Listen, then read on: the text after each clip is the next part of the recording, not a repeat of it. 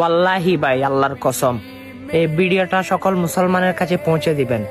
হয়তো তারা আমার রসুলের কলিজায় আঘাত করতেছে, তাহলে আপনি কেন মুসলমান হয়ে আমার রসুলকে কষ্ট দিচ্ছেন সে বার্তাটা শুনুন। একজন মুসলমান যখন আমার রসুলের সুন্নত অনুযায়ী দাড়ি রাখে না, তখন আমার রসুল নারাজ হয়। তখন আমার রসুল বলে যে দাড়ি রাখলো না, সে আমার কলিজায় আঘাত করলো। শুধু তাই না, আপনি দাড়ি না রাখার কারণে হাসরের ময়দানে আল্লাহ রসুল আপনার দিকে তাকাবে না। আপনি কি জানেন, প্রতিনিয়ত আপনি ঘুমানেও আপনার কবিরা গুনাহ উঠতেছে, কারণ আপনি দাড়ি রাখেন নাই সে নবীর সুন্নত অনুযায়ী। হ্যাঁ, সুন্নত অনুযায়ী দাড়ি রাখেন, আর একটি দাড়ির মধ্যে 70 জন ফেরেশতা থাকে। দেখেন দাড়ির মূল্য কতটুক।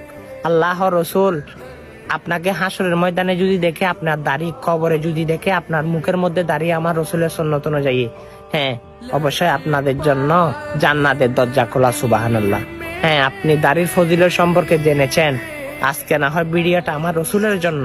আমার রসুলের সুন্নতকে ভালোবাসলে সকল মুসলমানের কাছে শেয়ার করে দিয়েন। আমিন।